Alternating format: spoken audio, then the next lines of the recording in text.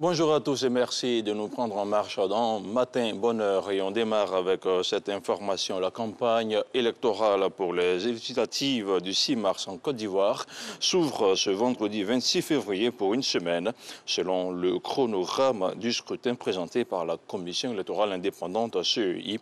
Ouvert le 4 janvier, le dépôt des candidatures auprès de la CEI s'est achevé le 20 janvier. Les opérations de vote auront lieu le 6 mars et les résultats provisoires annoncés le 9 mars, souligne la CEI. Le scrutin se tiendra dans 205 circonscriptions électorales de 29 régions du pays, d'où seront désignés les 255 députés pour siéger à l'Assemblée nationale.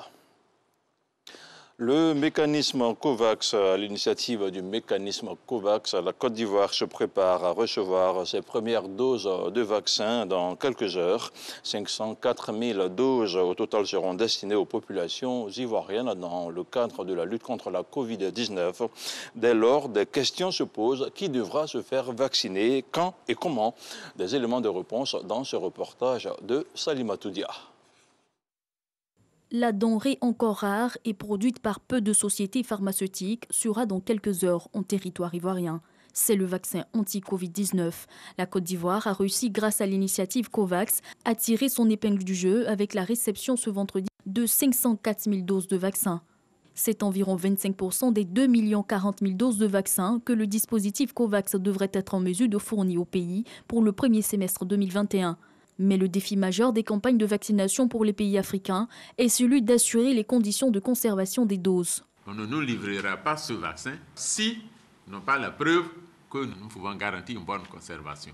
Mais sur ce sujet, la Côte d'Ivoire a une position très avant-gardiste. Nous avons la direction du programme élargi de vaccination qui est parfaitement outillé, qui est d'ailleurs certifié ISO pour sa bonne maîtrise de la conservation. La chance que nous avons, c'est d'avoir un vaccin qui se conserve à la température habituelle de conservation des vaccins, notamment entre plus 2 et plus 8 degrés. Et donc, nous avons les équipements nécessaires, notamment les chambres froides pour conserver ce vaccin au niveau central et même au niveau régional. Et les réfrigérateurs que nous avons aussi, les districts sanitaires et dans les centres de santé, peut servir aussi à la conservation de ce vaccin. Le coût de la chaîne de froid a été assuré par l'État pour faciliter le transport et le respect de la chaîne de froid pour des milliers de doses.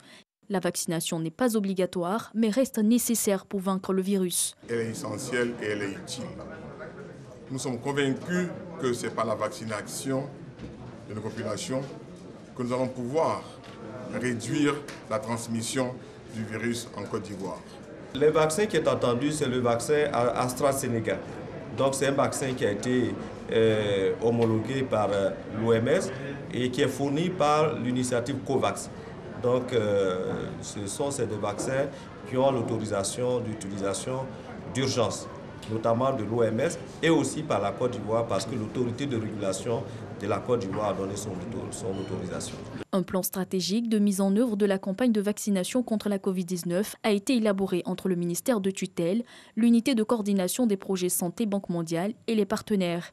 Pour cette première phase, 3 cibles sont à vacciner: le personnel de santé, les forces de sécurité et le corps enseignant. Nous allons recevoir 504 000 doses et donc comme il faut 2 doses par individu, donc il faut le diviser par 2, à peu près 252 000 personnes que nous attendons pour le premier passage.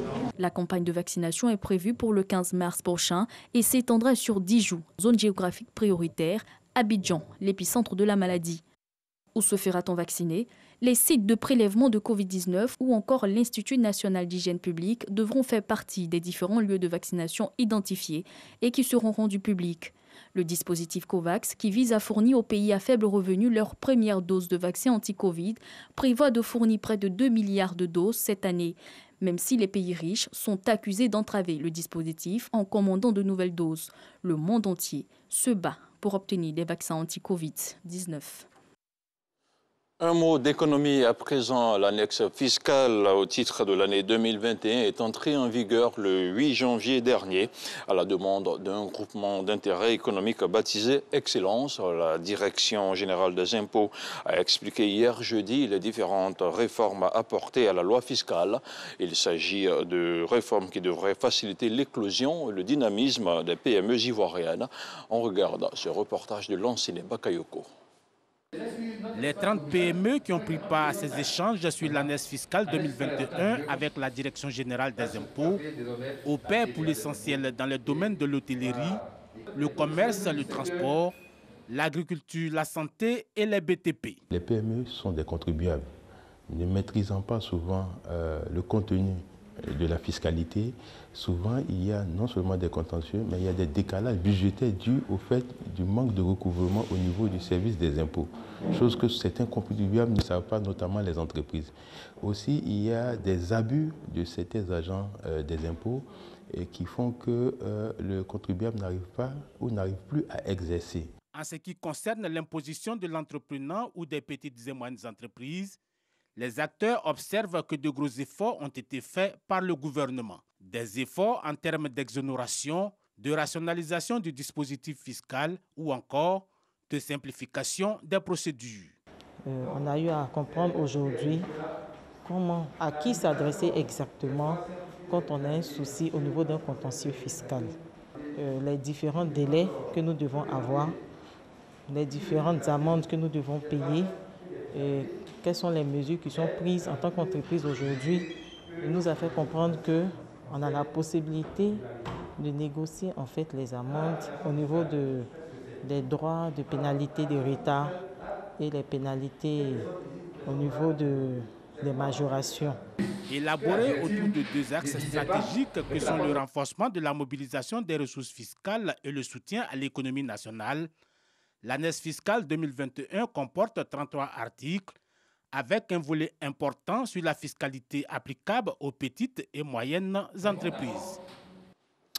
Et voilà qui referme ce tout premier point d'information au cœur de Matin Bonheur. Je vous retrouve à 7 h pour la suite de l'information consacrée cette fois-ci aux infos venues d'ailleurs, l'édition internationale.